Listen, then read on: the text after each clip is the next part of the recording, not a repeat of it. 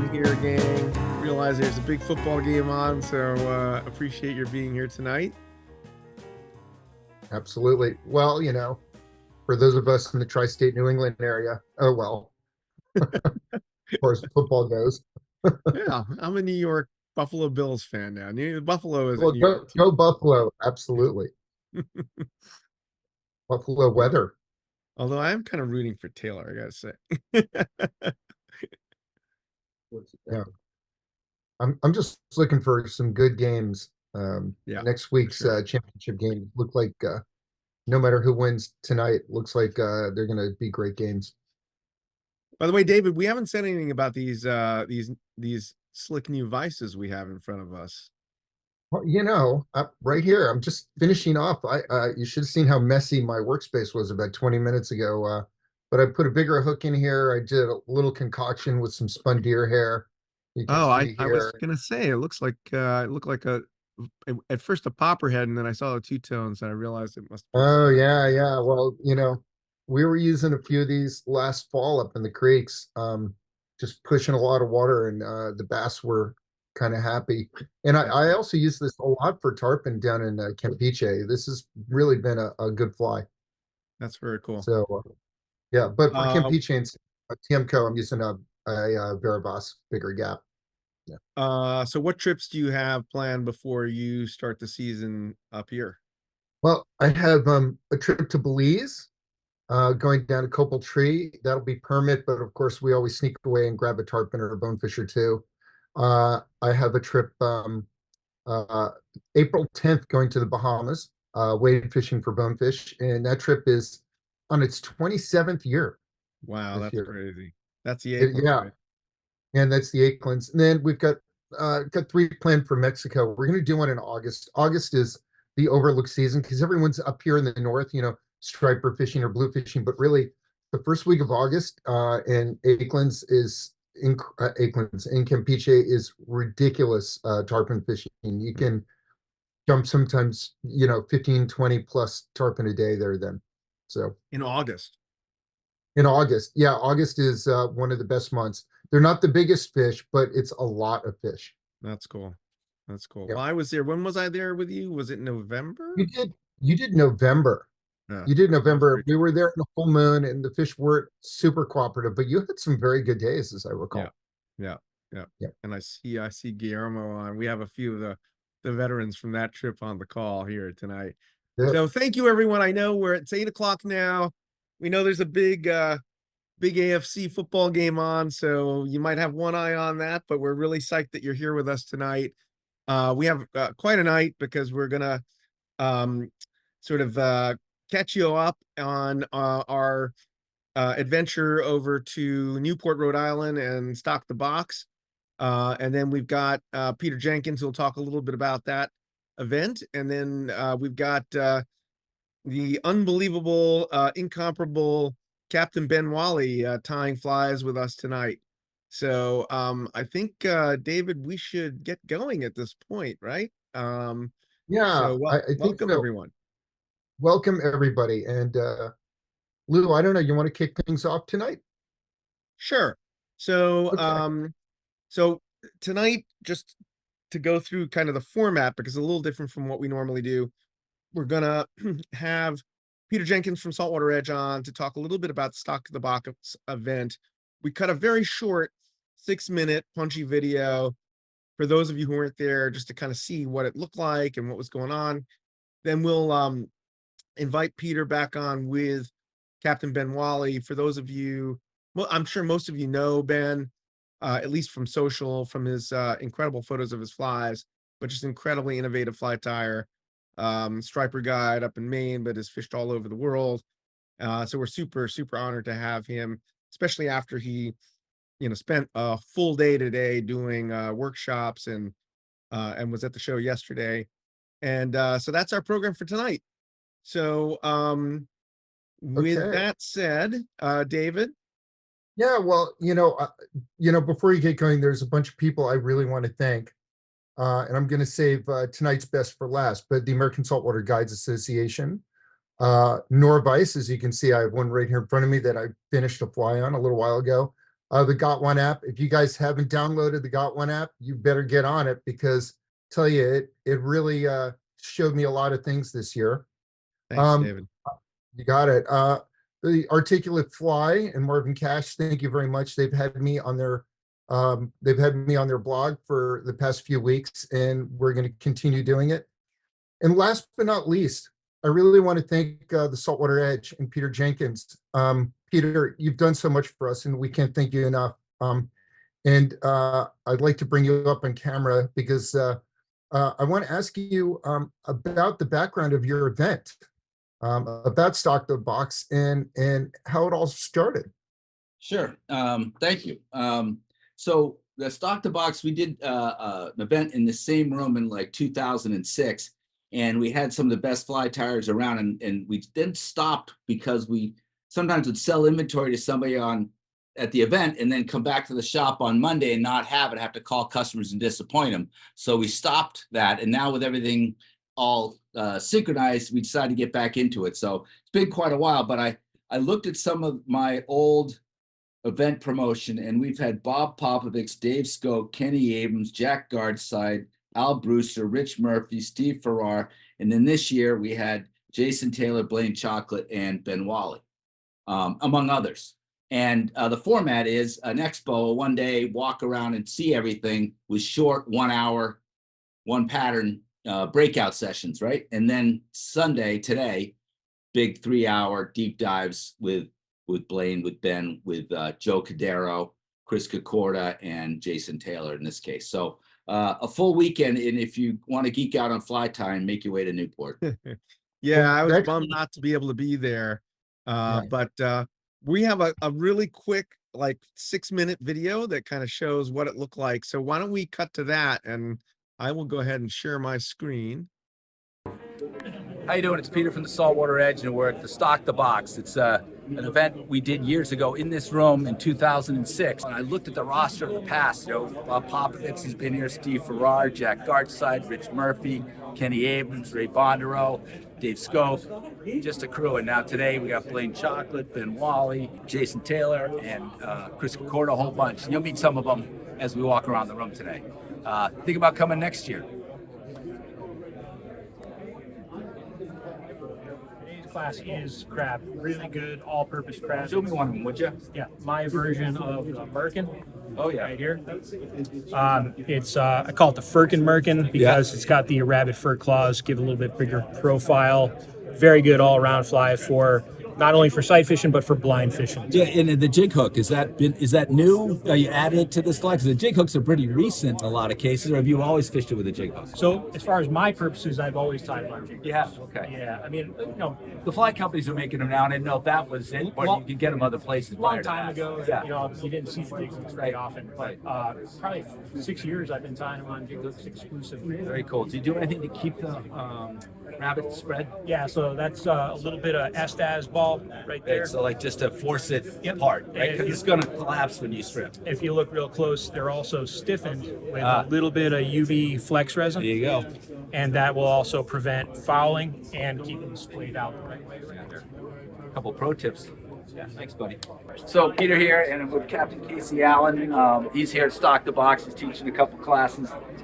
He is, fair to say, known for tying the albicore, and I think it's one of the most effective albi flies, and I've seen various sizes and colors. And I mean, I'm just curious for you, when you tie, I don't know how many it is a year, but what do you see for colors that are the most popular? So I would say that the most popular one I think is pink.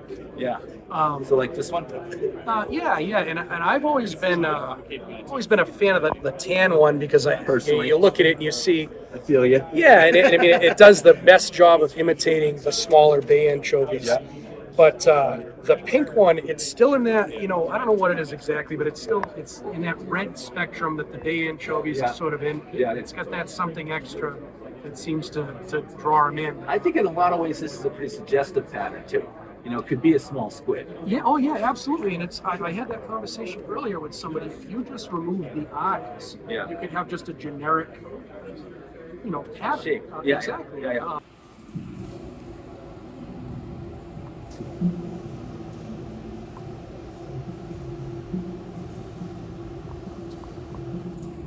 it's not mechanical.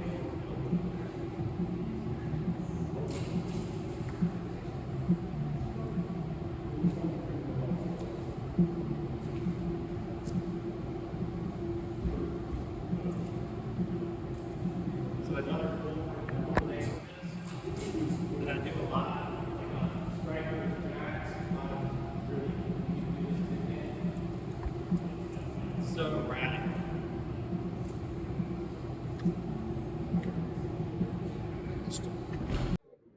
How you doing? It's Peter again. I'm with Captain Peter Duma from Long Island. I invited him up here because I've watched the stuff on Instagram and I've seen plenty of his patterns. The one I'm really excited about, I've always liked, is this Albie slider.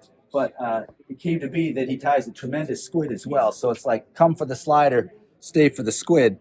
This has got a little, holy shit. This has got, what's that? It's not a split ring, but how'd you do this? It's just a shank. Okay. Dubbing bump on there just to kind of flare out. Flare it out, and do you leave it there for that, or do you add more to it? You could, I guess, but I just leave it there just to hold that bump. Got it. You got an awesome selection of colors, all pretty squiddy. It's, you know, They take a while though, right? They do. I don't know how much the color really matters in the real world, but you can have a whole variety of them. It's Yeah. kind of fun to tie. Yep. Do you have good squid, action at Montauk? So it's not a very prolonged squid fight. Early May, we'll get them. Be really good when it's over. Yeah. We haven't come back this year in November. Didn't translate to great fishing necessarily, but we do have. And then tell us a little bit about the Albie slider. Because I said that's the one that caught my attention back in the day. Yeah, so about 7 or 8 years ago, our bite in Montauk, I mean, it's very good now, but it used to be like unbelievable. But there'd be times we would get really picky, and a lot of times they're on very small inch, or less than an inch. And the only thing that would work was like Albie snake, sluggo type of thing. So I kind of made that kind of as a variation of a couple of things that it doesn't look at all like an Albie snake, but has similar action where it's kind of erratic. It doesn't necessarily float like a cork; it sits just below the surface. Nice. When it comes up, it skips. It doesn't do everything. That's spady looking things. Yeah, it's not very predictable, but it just makes enough attention where when they start to get really funny. Like you could certainly throw it all day. It's not like Yeah. it's too big. Like Doesn't weigh most anything. popper things Doesn't hold any water. They get intimidating that way. It works really well in the blind or casting right now. Yep. And it's where the colors are basically white, pink, chartreuse, and this is Yeah, I mean, some kind of peach or something. Mostly I really just fish light pink color, but once in a while the Light burnt pink, orange this guy? color. Yeah, that's my number one. White and tan Very always nice. works. Burnt orange works. And this is one of those howitzer heads turned around, right? Yeah, double barrel pop. Yeah, it's double Unfortunately, barrel. They don't make that head anymore. In that size. So I have a stockpile of them, but playing with different things right now to try to come to Trying a to good keep up. place. Yeah, that's great. Well, I want to thank you a bunch for coming up to stock the Thanks box for this inviting year. me. You betcha.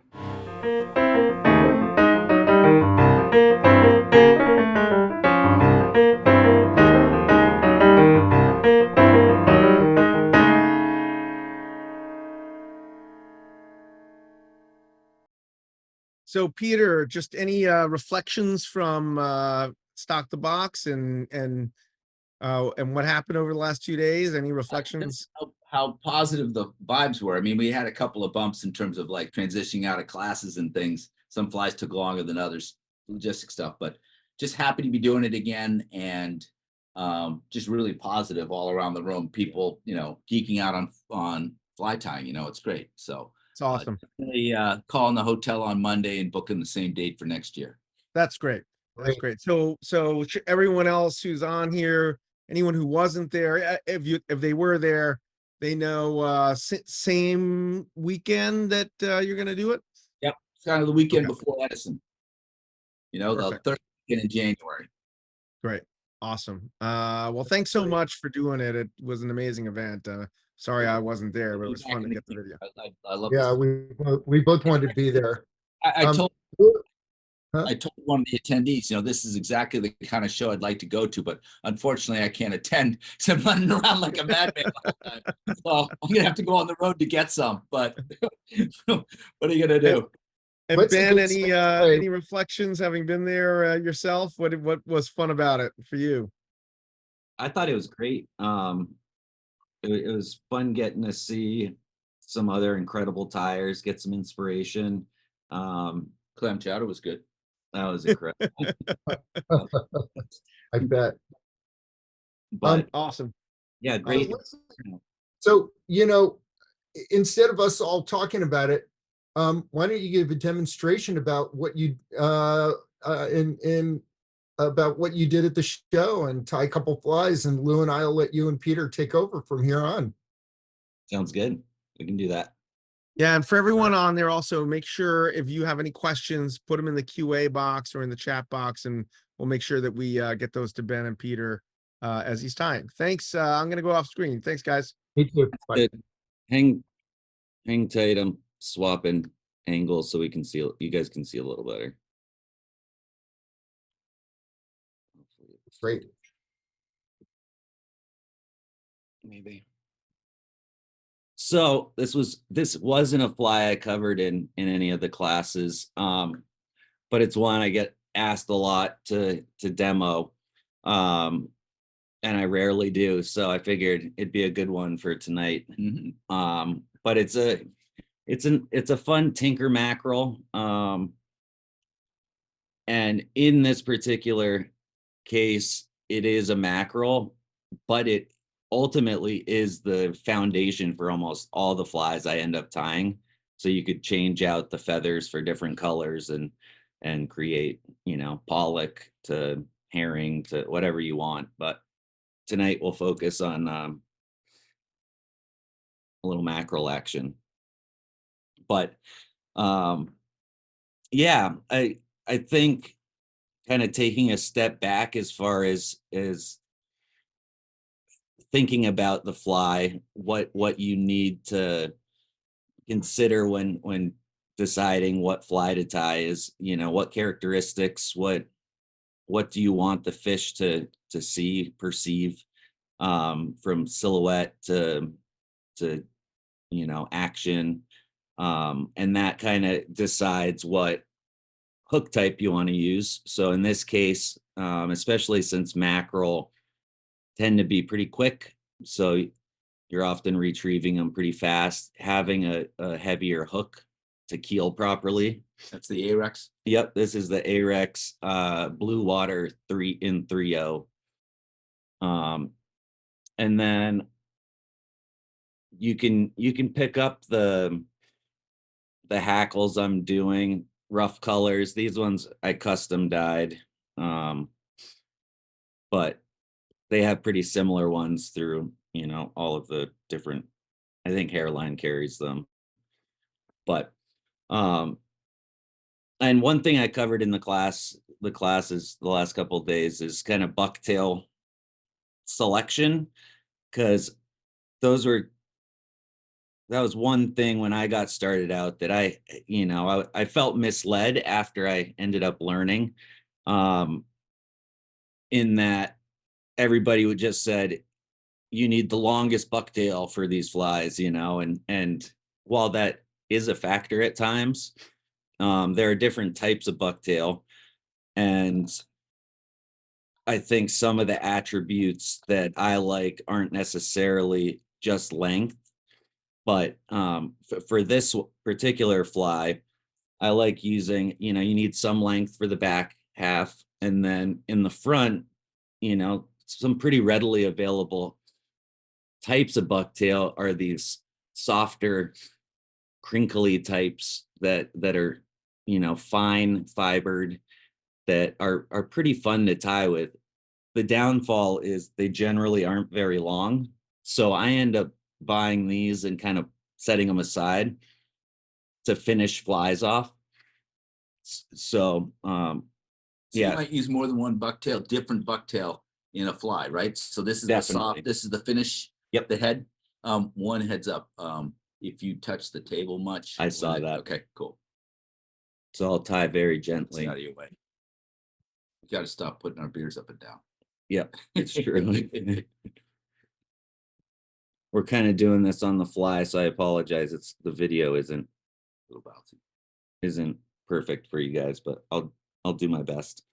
So on this hook, I like to start the tie-ins about 1/8 of an inch behind the hook gap, or the hook point, just before it starts dipping off. And the reason you know, the whole fly is kind of centered off of this center point going back.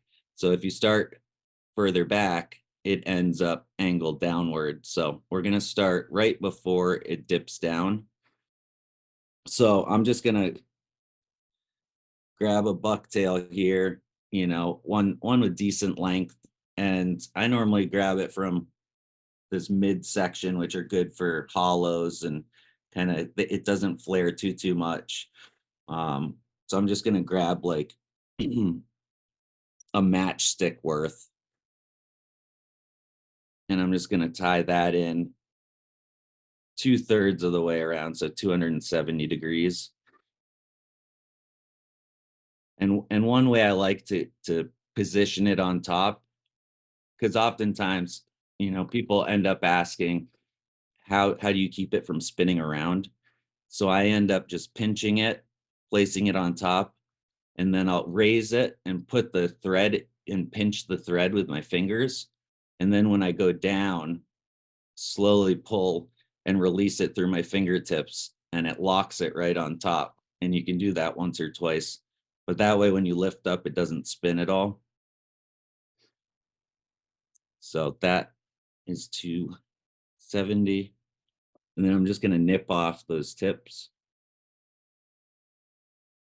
And we're going to, one thing that I've always found lacking in the mackerel fly, the department, is the belly. You know, a lot of patterns have the colors, the hackles off the back, but as far as the round belly that kind of continues back, most of them don't have it. So for the larger patterns I end up doing, I like using schlappen, which is a little stiffer. For this one, I'm just using some hairline flat wing saddles. I love those saddles. They're cheap and they have a ton of great feathers. So to attach these, a fun trick to keep these from rolling around, you can find the length you need and then pinch it right where you want it to flatten out that stem. So that'll be the groove where you end up attaching and it won't spin on you. And I'm just going to position it so it's slightly tented inward on the bottom and then slightly down. So that'll be the belly. You can kind of at that angle right there. And then I'm just going to do one there and one on this side. I'll do this side quickly. Same thing.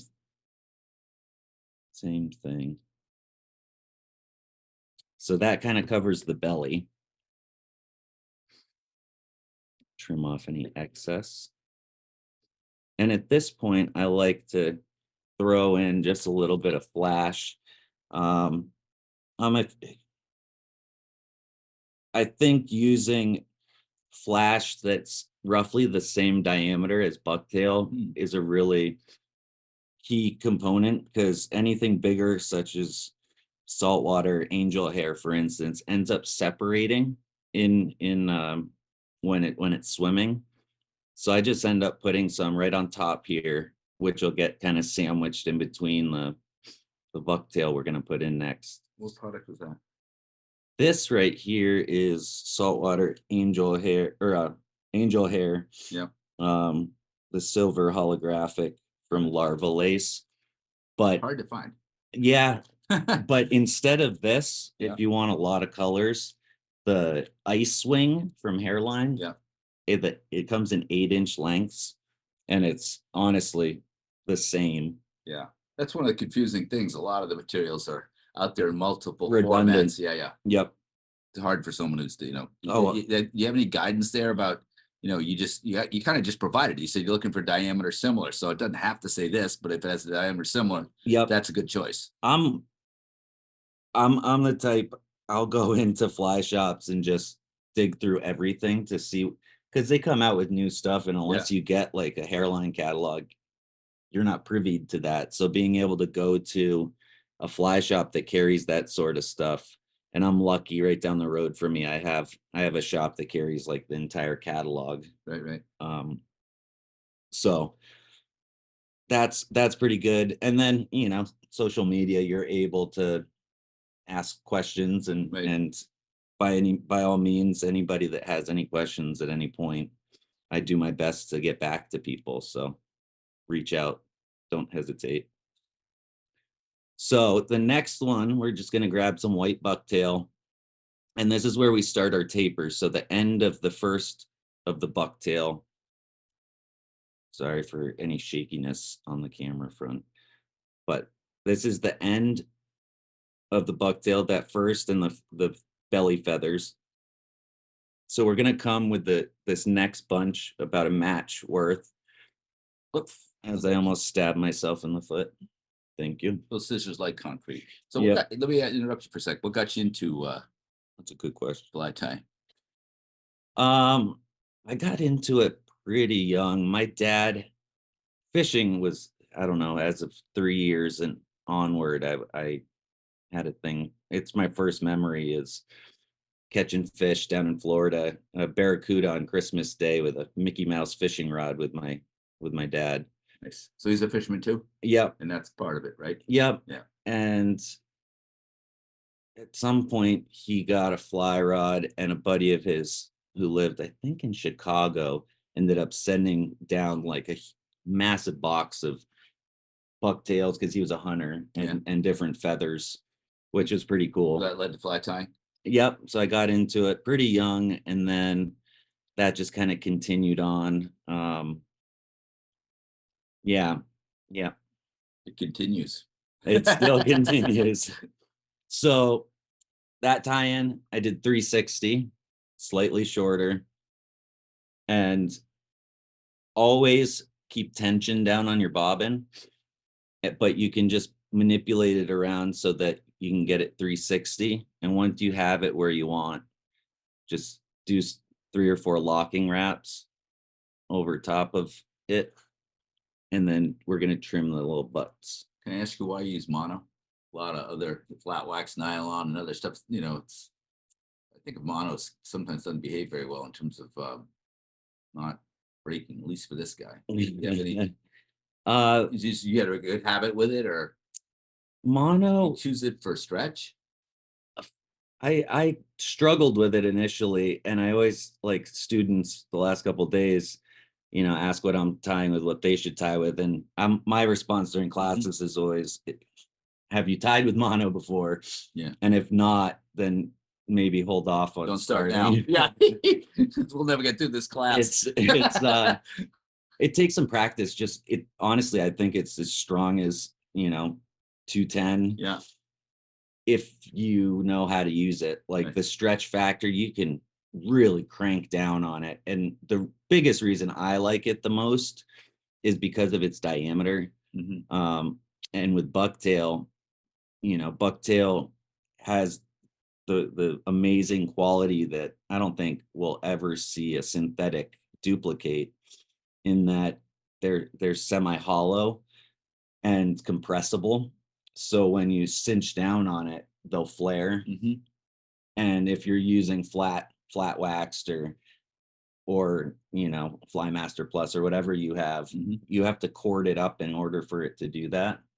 So I would be cording it every Over and over and step. over and over. Yeah, pick. So this, I just didn't realize that. Yeah. I just got a real habit with the other stuff. So Yeah. I mean, Hey Ben, this is David. Do you, Yeah. do you also find when you use mono, when you tie off, you get the color of what you're tying goes right through, so it has a more natural look at the end of the day? It does. Yeah. Yep. And you know, one thing I try to do over the years of like dialing patterns in and testing them and refining them has been making sure they're durable. You know, there's nothing worse on a personal scale to put time in at the vise and actually like nail the pattern that you're working towards nailing down, and one fish in, it falls apart, or just casting, it falls apart. So there's a couple products, you know, you can use Sally Hansen's, you can use, you know, a whole slew of things. I really like the Solarez Bone Dry Plus. It's an ultra thin. And the reason I like it is because you can put, in this instance, right on this this thread wrap right here. I just put a little drop right on top Mhm. and it wicks right in. And that way, especially in bluefish zone, you know, where people, I'm lucky up in Maine, we only see bluefish a couple weeks a year. But in all other points south of us, if their tooth nicks it, it's not gonna totally unfray, you know. Yeah. I've been there and done that over the years. You know, you tie a big beast fly and Ugh. an hour in you catch a fish and it nicks the thread and it suddenly, you know, curly cues and comes undone. So that's why I kind of take precautions at every step to kind of ensure that durability. Cool. Hey, Ben, you had a question from Andrew, who was there at the show and meant to ask you yesterday. When you're treating bucktail with woolite to soften, which I didn't know was a thing, he was asking if you use hot or cold water. I knew you were going to ask this one. So this very funny. Okay, so it was a topic we were talking about. And one thing, you know, I was telling them I processed, I don't know, close to 400 tails this year for personal use. And, you know, with the last couple of years with bucktail have been hard to come across. So I end up processing a lot so that I don't have to deal with trying to source it and whatnot. But the topic came across on the cleaning front. I was telling them one of the last steps that I normally do is I'll wash the bucktail and get the borax off and do a quick, you know, woolite, you know, suds, whatever, and how soft it makes it. I mean, feel that. Oh, baby's bottom. Yeah. And I was telling you, I've tried like store-bought that are like, you know, stiff or whatever. And you can actually make them feel pretty soft. I mean, it makes sense. You could probably use conditioner or whatever. Right. There was a tire that hasn't been around too much lately, but Andrew, who had turned me on to it back years back. So I end up doing that and it's great. And then the other aspect of that question is related to not to the treatment of this, but when you're done with the fly and you hang it up, Ah, right? You know, you want to run it underwater. that would be hot, right? No, Oh, really? no. Myth busting. Well, every time I've ever tried that in years past, because I've heard a lot of people say that. And every time I've used hot, the bucktail goes haywire. Which, if you think about and the interactions of hot water with the thread, you know, it causes the thread to tighten, which is, you know, treatment on different threads on, you know, when I wrap my steering wheel, you apply scalding hot water and it tightens it, which sounds great, but you just put how much time into doing reverse ties and building thread dams in front. You don't need to get And now smaller. they're moving. Yeah.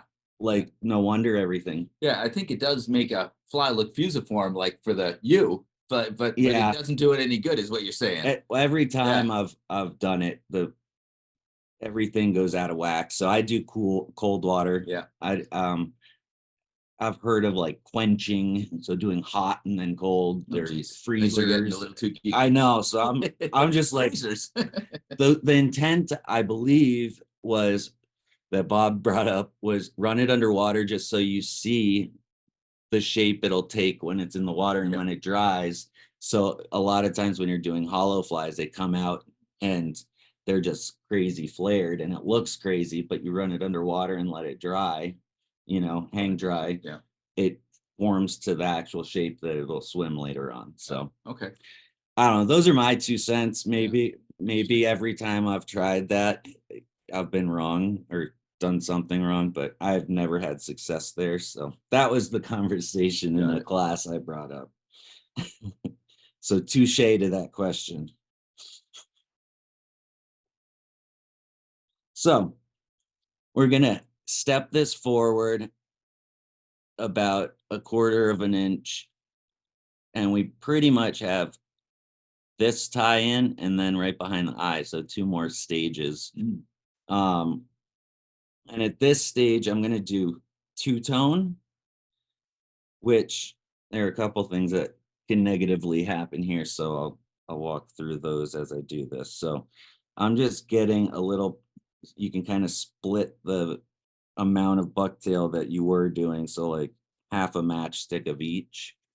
And all I'm going to do is, continue that taper on. So that's where the last one. So I'm just going to bring it in so you can visually see how it's going to tie in. And then I'm just going to right back here, tie that down so that it stays on top for the most part.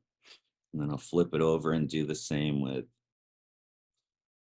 some white. And one thing especially on the bellies, you can do when you cut bucktail off, some bucktails are very consistent. All the bucktail fibers are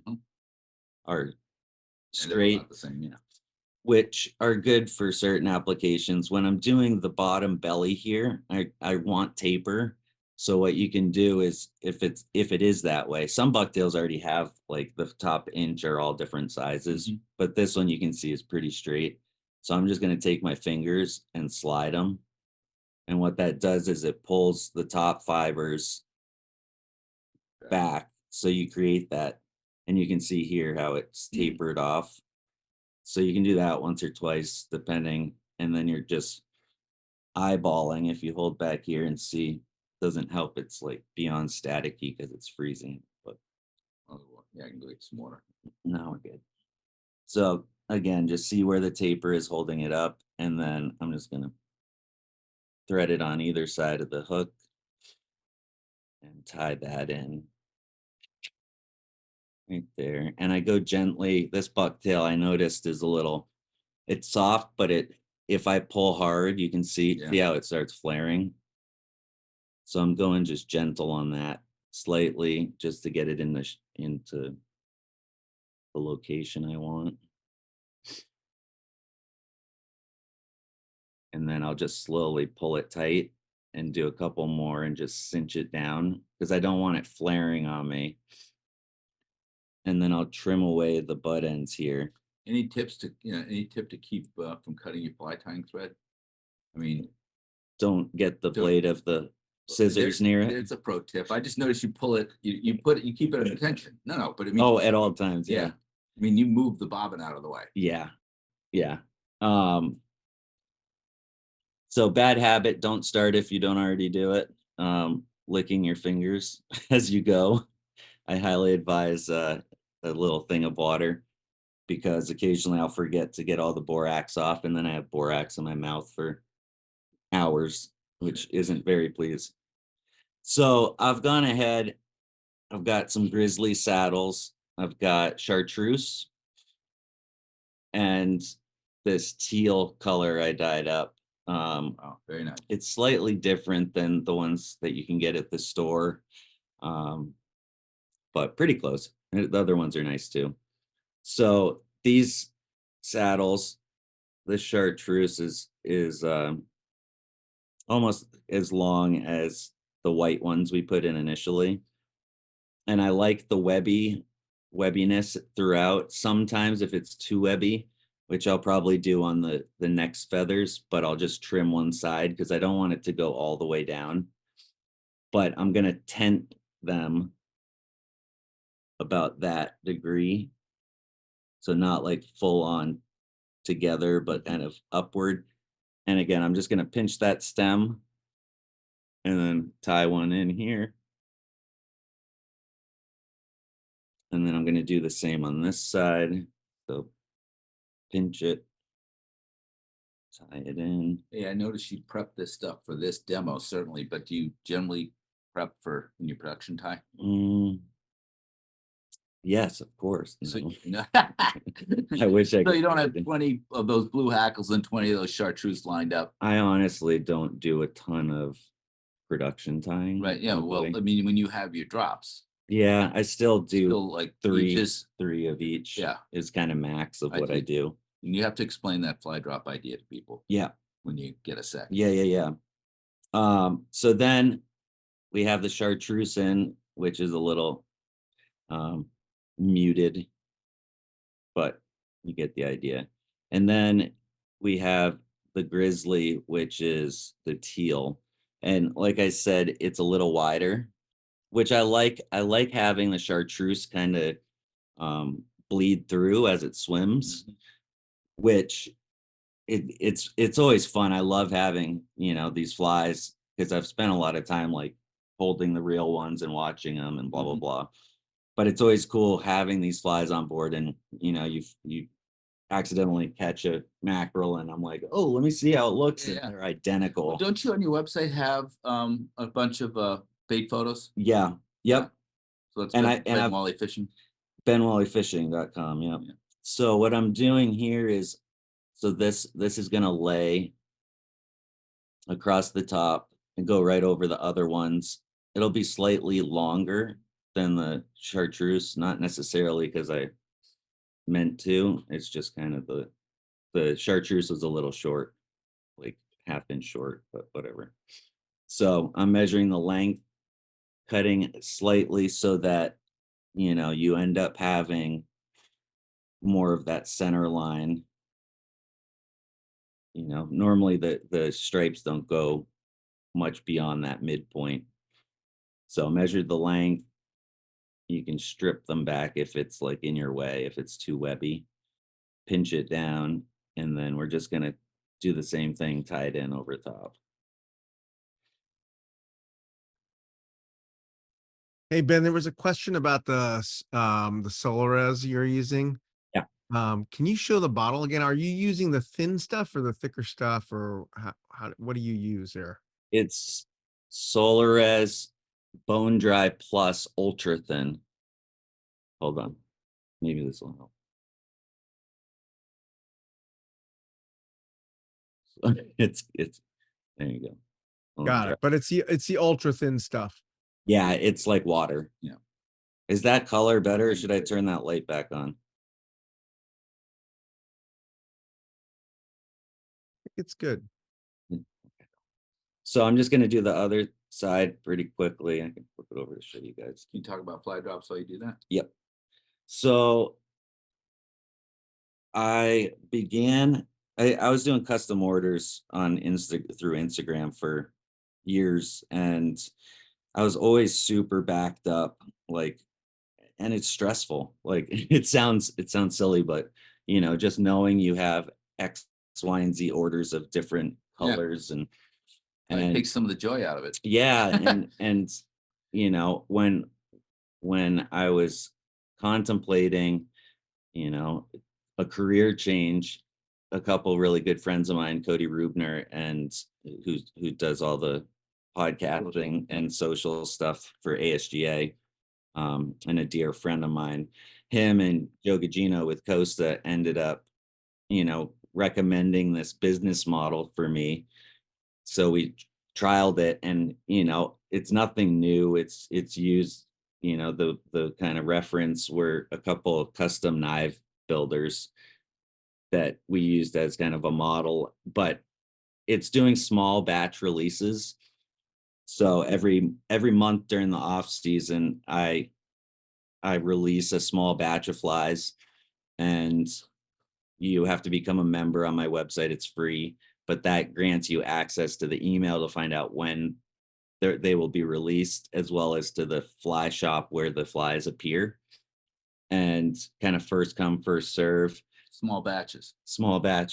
So it's you got to be quick at the draw. But it's been great because I get to focus on the quality aspect of it. I get to continue to innovate, and anytime you do production, it's trying to maximize yield, and quality suffers.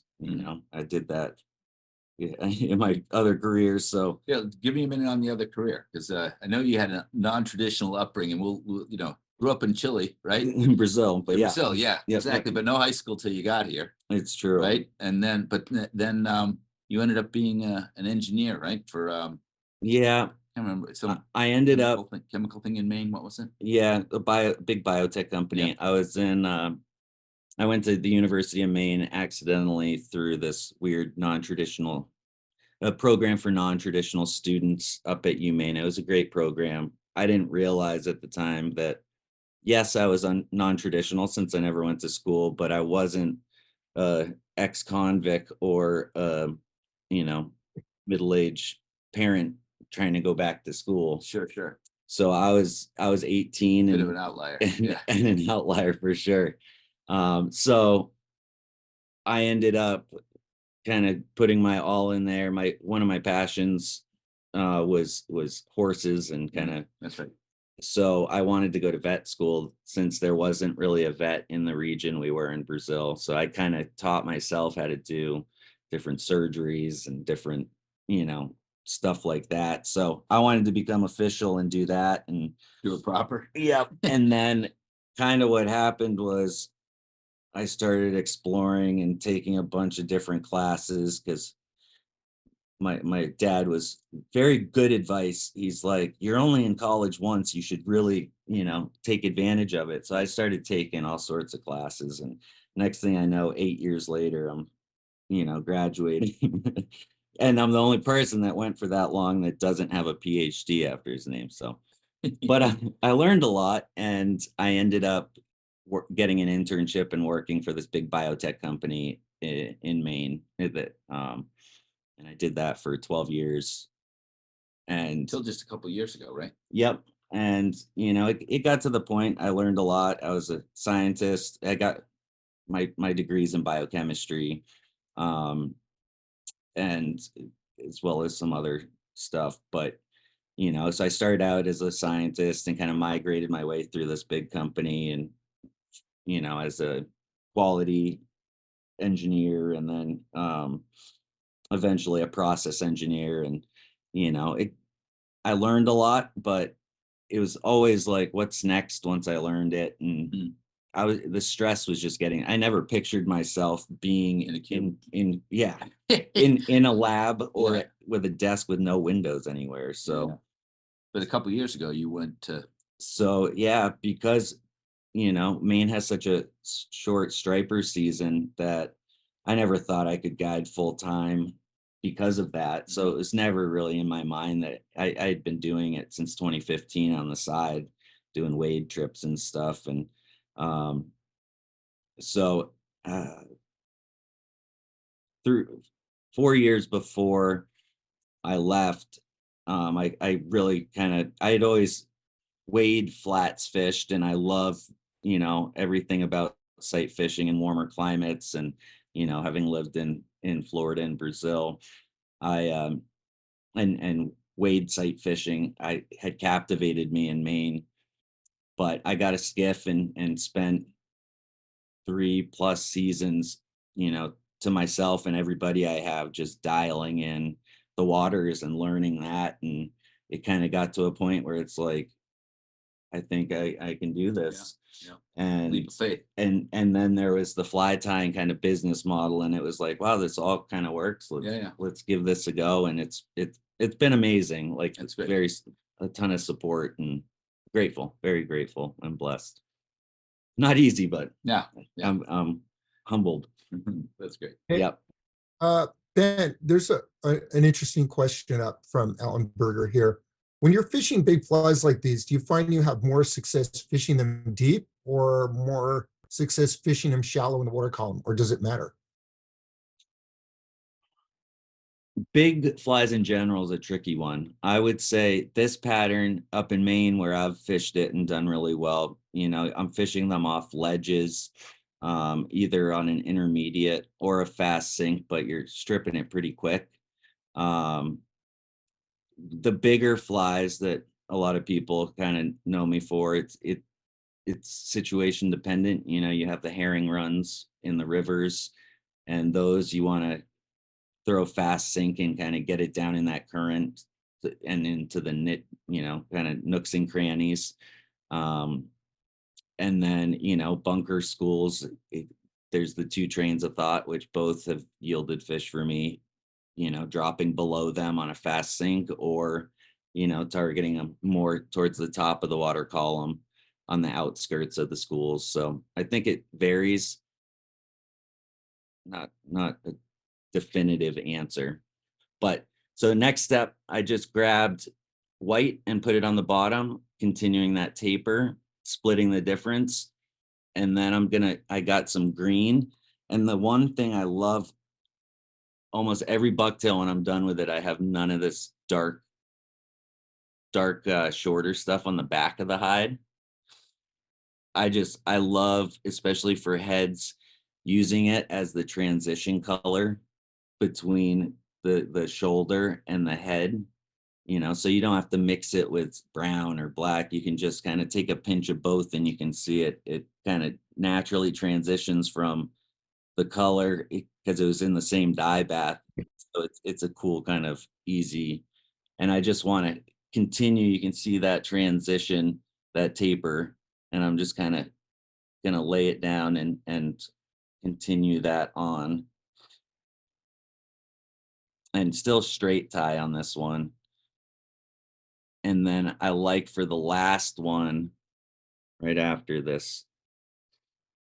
So that's kind of, You just push down to spread it a bit. yep. So just keep it on the upper half. Yeah. And I'm going to slowly pull it down. And this is the tricky part. You know, it's a different bucktail totally. So the behavior is different. Sure. So you just have to be careful, especially you'll see on the next one, when you're tying in the top and bottom, to make sure on a hollow tie, especially, that you tie them in the same vertically. Otherwise, you end up getting all sorts of weird stuff when you push the fibers back and you're trying to build up dams to catch it. So the classes I taught today were kind of covering bucktail deceiver, hollows and bulkheads, and I mix and match all of those kind of skills together for all of these flies. So it's you can kind of see in this one, anybody that's watching that was in those, you know, I started out flat tie, kind of deceiver like in the back, and then in the middle, kind of building up that middle body. I added feathers up front, which we didn't do, but you can do that. You just got to be careful and kind of encapsulate it in bucktail so that these feathers, that's why it's kind of sandwiched in here, because you don't want these feathers getting wrapped around that. And then I'm going to finish it off grabbing some of this darker stuff right here. And you can add, sometimes I add like, what's this? Ripple ice in peacock is a cool color. Yeah. Kobe's favorite. And so I just took some off the back, a couple of the green, and you know, again, you're just trying to continue that taper there, but I'm gonna reverse it so you can go like that and plop it on top. I'm not gonna cut these butts too much, just a little bit. You can see it doesn't flare as much on the back. And then I'm just gonna spin it over, grab some white, continue that. You know, visually checking that taper is always nice, just to make sure you're not botching it at the very end. And you're very careful about swapping hands, right? To keep the measurement you just made. Yeah. What is the term? I mean, do you have any instruction on, you know, when you line something up, do you have any words that you share about how to make a swap from one hand to the other? Because that you have to do there, right? Is that Yeah, I mean, what I try to do, I did it one way first, like this. Yeah. But when you're doing hollow ties like this, Yeah. instead of swapping hands, what I try to do is, you know, if you hold it like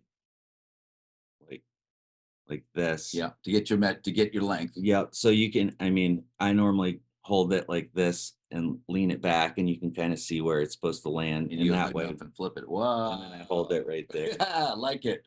All right. I'm always trying to do from hand. All right, that's a pro tip right there. I like that. So just So my mind will get blown. Yeah, so just hold it back like that, and then Yeah. you can just flip it over Good enough. and hold. Starts now. That's what I'm gonna Yeah. be doing. there's only so many times you cut too much off and you're like, damn it, that was the best piece of bucktail I had. Yeah, yeah. So again, the part I was mentioning before with 2 colors, so I tied this one in first and the white second. And now that we're gonna push this back and kind of finish it off with a hollow tied it nice and clean.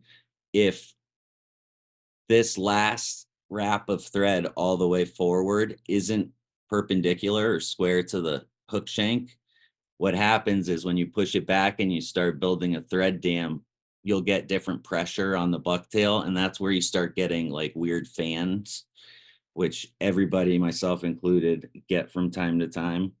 So really just keeping tension and ensuring that you're all the way forward perpendicular before you start using a, and the second one is at this point where you're using a push tool to push back. I swear everybody I know, like in teaching classes, it's just force a habit, will grab, do perfect, get everything lined up and grab the push tool and not hold on to the thread and push it, and it jumps your thread back. Sure. So now you just created that offset because the thread got pulled back. So you really have to hold tension down on the thread bobbin as you push this back with your, That's a great tip too. and Yeah, I really like that. so then you pull it back. I don't know where my Put it down. yeah, Push tool. that one's small. Want me to do one out of here? No, I don't need it. I don't Yeah, so need- do you use a tool typically, or do you just use your hand, or is it easier with a tool? yeah, I mean, an empty pen is what I end up using Mhm. there. But I can't tell you how many big pens I've destroyed over the years, cutting them just to the right length, yeah, because I can see through it and use it to push back. I'm gonna show something. I purposefully screw this up to show you guys. And I'm not being facetious there. So what I did was I put it off kilter so you can see this bottom is getting pressure rearward. I'll probably shake the whole thing trying to spin it around to you guys, but the top is like flaring out, and it happens sometimes when this fiber doesn't flare and the bottom does. So the qualities in the bucktail are different, right? So a fix you can do, whether you screwed up on the back end and didn't have it straight, or you made it to the front and it's okay, you can pull the fibers back and use your fingernail and literally dig in just, a 1/16 of an inch on that top edge of the bucktail and just pull it forward. So what you're trying to do is create a little crease in the bucktail forward, almost like that. It's hard to see on this, but all I'm doing is pulling this edge down on the top that's flared out. And then I'm going to bring this up and capture that down just like that. And you reset that. Wow, that's so you have. cool.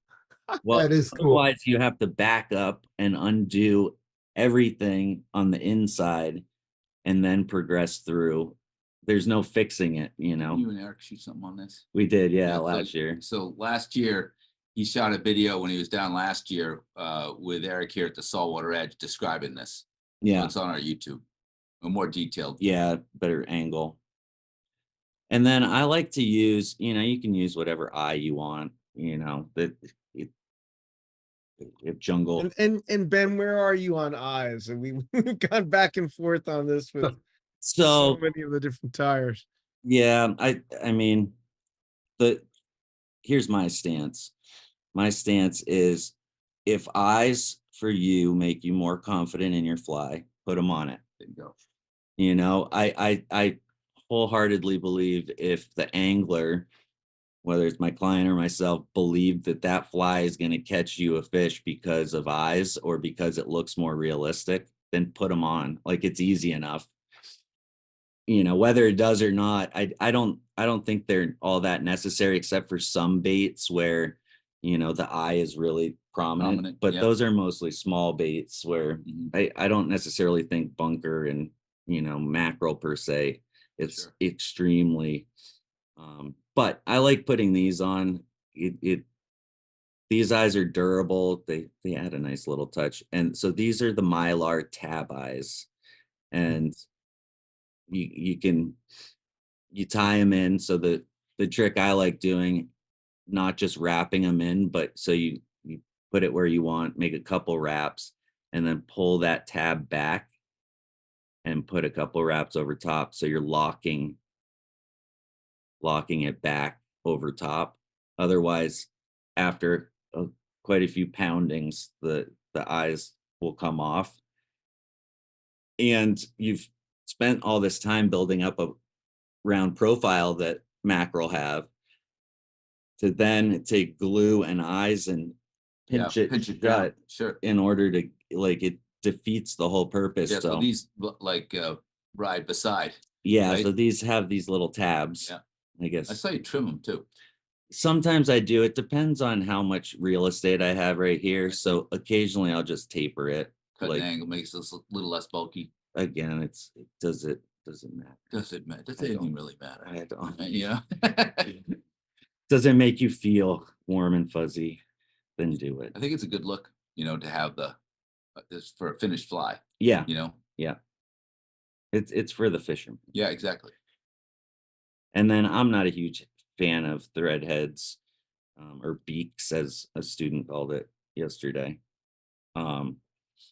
So the nice thing with these big hooks is you can use that eye as part of the dam. So by crowding the eye on your hollow tie at the very end, Yeah. you only need like 8 wraps of thread to put the pressure needed, because that Yeah. serves as that. So that's why, Dual purpose kind of it's thing. nice to be able to, when you're using these bigger hooks that have big eyes, you can really create clean and nice looking.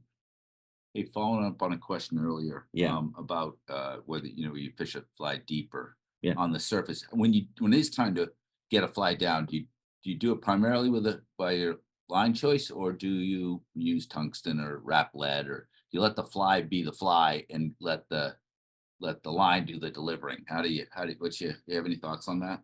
Or is that when you bust out a big clouser and we're not fishing this kind of fly down there?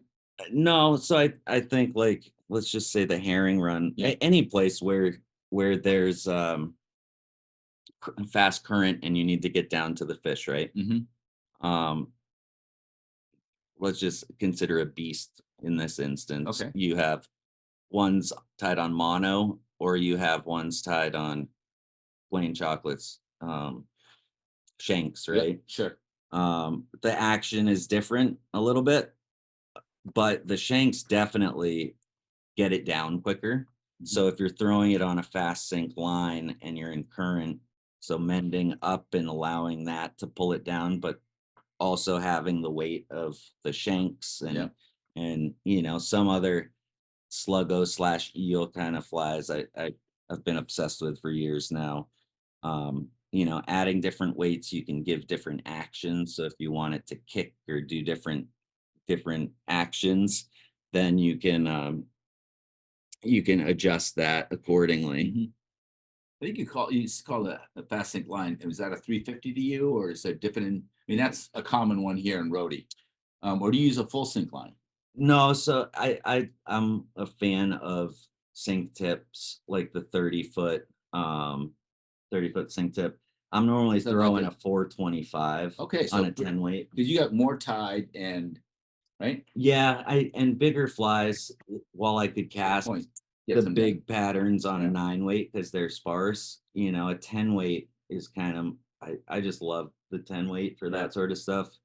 And then so a 425 kind of overlines it Sure. and gets down quick. Yeah, So, it probably helps the client feel, right? I mean, that slows things down a little bit for them. yeah, with Overlooking clients, I've gotten to the point where I back it off and step down the weight of the rod a little, just because getting fast sink out of the water to throw, Right, that's a job. that in itself is a huge learning curve. So by reducing that weight a little bit helps. But if I'm throwing them, I'm generally doing a 10 weight. Okay, good to know. Yeah. Thanks. Hey, once that fly cures, that head cures, and you can cut the thread, can you hold it up so we can? Yeah, look at that. That's great. How long is that fly there? Would you say? They tell you exactly. 7.5. Gotcha. So you can easily adjust, the length of, making it bigger or shorter accordingly. Mhm. You can see on that one in particular how the way you tented it, the green does Show not through. just not in just here dry. It would Yeah. certainly would in the water, but you can see Yeah. it pops here and there. Yeah, very cool. But Like- that was beautiful. I mean, Beautiful, Ben. love watching you do both the belly tent and the one on top. That was really fascinating. You know how you had the feathers like this underneath and kind of like that up on top. I really enjoyed that. Yeah, I find like, Jerry Audette and I go back and forth on he is I used to love nighttime surf casting with a fly rod and spent many a nights dialing in that whole game. But now that I'm daytime flats guiding, I still pursue dialing patterns in, but I'll send them to him since he's out on. But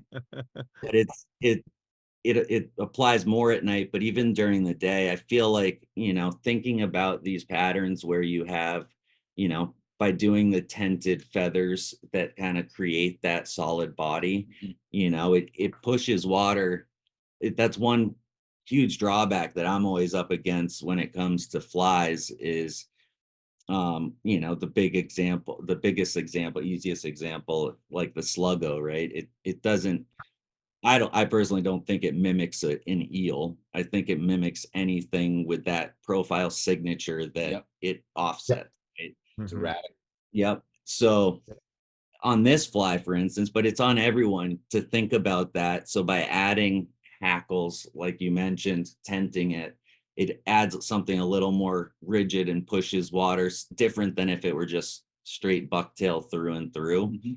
Um, something I'm fascinated by, and I don't claim to know much at all around that, but that's my goal, is to continue down that path Can I ask too. you a main question? Yeah.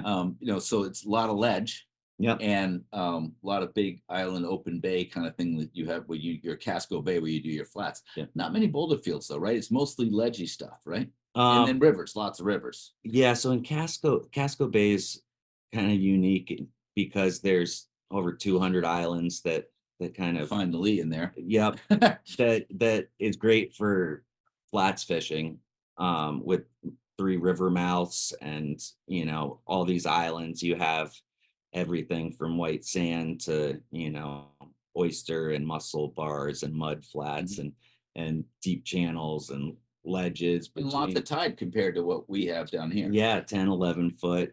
But out front of the islands, there's all these ledges that come off, that drop off considerably. But before, when I was doing the wade trips and dialing that in, I was in Saco Bay, which is the next one south from where I currently am. And that area does have quite a few boulder fields. Okay. So that was, one thing I've loved to do is, and I think because I've been a fly guy exclusively for most of it, I'm not a threat to a lot of surf casters. So I've been blessed to be able to tag along with some of the best. No one knows of them because they're so secretive. But to see and witness like where these fish hold, like they're at your feet in these boulder fields, and like understanding that has been just eye-opening, because as a fly guy on shore, you're always trying to cast out as far as you can. Right, exactly. From a boat, you're always trying to cast as close, so it's this weird thing, but in reality, they're in tight, right? So it's being stealthy to get there. And it's true during the day too. Like even on the flats, these fish are, I mean, most of the stuff I do, it's the ultra skinny, and it's amazing in broad daylight how they're in under a foot of water, they're spooky, but just means Sounds like more an stuff. awesome fishery. It is. It's incredible. It really is. And Ben, if folks want to come fish with you, Yeah. tell them a little bit about. So you mentioned the flats thing. Like, what do you like to do? What do you do? How do people book you? And Sure. what could they expect if they came out with you for a day? Sure. So I run my trips out of Portland primarily, the Eastern Promenade of Portland. Depending on the season, I trailer so I can bounce around depending on where fishing is best.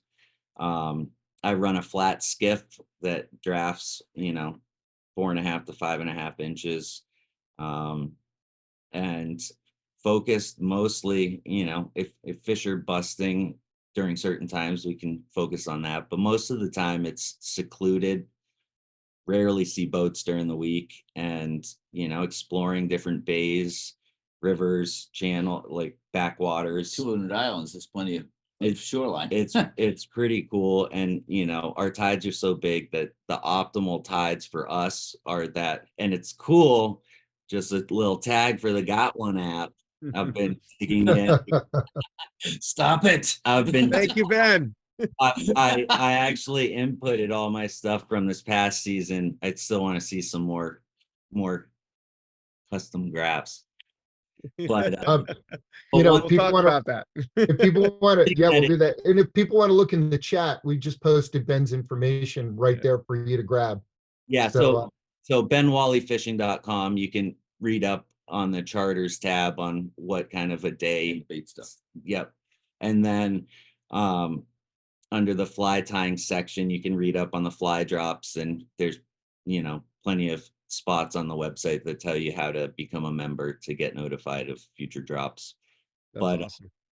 but it's a pretty cool fishery. So I tend to do most of my trips. The wind the last couple of seasons has kicked up at like 1 o'clock every day. Mhm. So because of the tides, that I got off topic. So the bottom end of that low tide, which Got One confirmed across the That's board, so cool. Yeah. are my favorite. And I've always said, that my idea of why that's so is everything's concentrated. Like when you drop Right. out, but also it exposes all the flats, so that little dip in the tide, that's kind of optimal. But we also have a pretty special fishery with all of our banks lined with evergreens and larger stuff. Mm.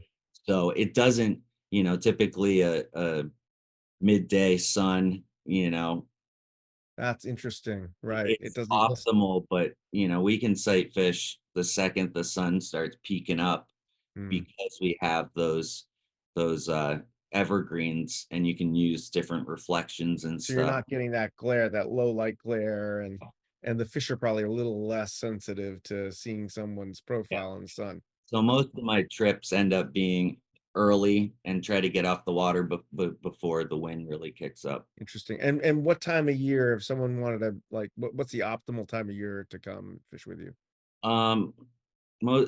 I think the most sought after June and July, but honestly, they show up mid-May and stick around to normally mid-October. They were around a little longer this past year, but You do some other guiding to bookend that, don't you?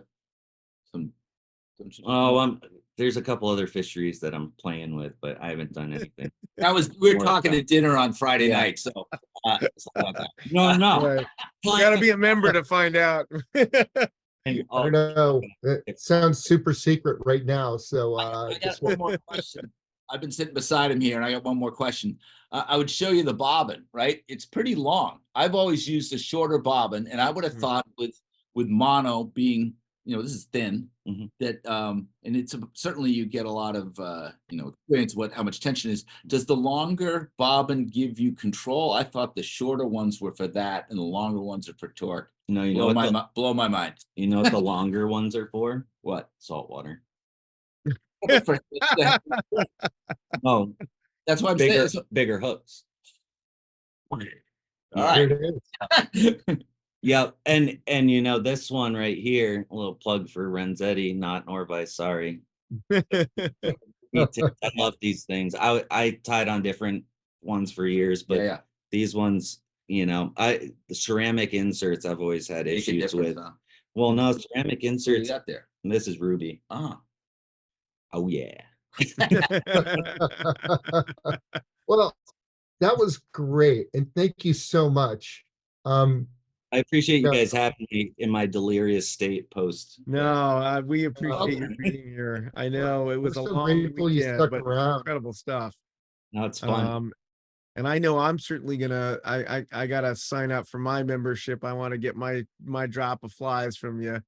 I would And recommend, from what I know, I think there's something to having your payment set up. I'll just say that much, like autofill. If you're gonna put your credit how card many in, minutes the last time? 3 minutes, and it's gone lower than that. So just if you have it saved, you can click, check out, boom. okay, It's that's a Taylor great Swift, tip. Get it in there. okay? Um, Tickets and operate like that. Well, Well, this is I'm awesome. certainly signing up like Lou is. Lou, I'm going to beat you to that shipment of flies. And Peter, I'm sure everyone here knows you, but Saltwater Edge, obviously, I mean, it's my main source for all tackle online. Amazing shop. Yeah. Yeah, We're- and they're sitting in the shop right now. I had a chance to visit Peter in the fall. It's an incredible shop, and I mean, they're not just fly tackle. Obviously, most people think of them as the source for spin, inshore and nearshore spin stuff, but they've got an unbelievable selection of fly stuff. Yeah. So And you know what? You know what makes shopping at Peter's store so great? It's Peter. Peter, your personality and the way you care about people. I mean, that's really the winner. Great team. I couldn't do the guide association stuff that I do without the support that I have, and yeah, so and that's probably something to mention too, Peter is, he's very modest about this, but he's the board chair of the Saltwater Guides Association and just a critical part of that team. I mean, you've done so much for this fishery, so we really appreciate that. We do. We're very grateful. We have some long, hard days ahead of us, as we all know. And Are you gonna be at Edison next week, either of you? You're No, not there. Okay. I have a conflict. Okay. Conflict. I got kiddo. I got my daughter, which is gonna Yeah. be That's great. That's the most important thing. Peter, Um, are any of you guys gonna be at Edison? Okay. that's every couple of years for me for a walk. Last time I was there, I saw David, but I Yeah, go. so David and I will be there. Friday, I And hope. we can continue the conversation, but thank you both so much. Incredible evening. I'm super inspired. I'm gonna get on the Vice tonight. There you go. Yeah. Awesome. Before we get off, Lou, I just want to thank a couple of people who help us every week, and without them, well, we really couldn't do this, which is Clay Andrews and Tom Kaczynski. Guys, can't thank you enough. And also, yeah, I'm giving them a hand. Also, if we could post the schedule one more time for the rest of the season before we say goodbye, that would be awesome. And again, February 4th, Joe Blados. That's gonna be a good wow. one. That's going to be a great show. We've got Tim O'Neill from Norvice, special guest on March 3rd. Hopefully we can announce that in a week or two. And then March 17th, wow, we've got Blaine Crockett. So Chocolate. yeah, that should be really good. Yeah, I stepped over my own words there.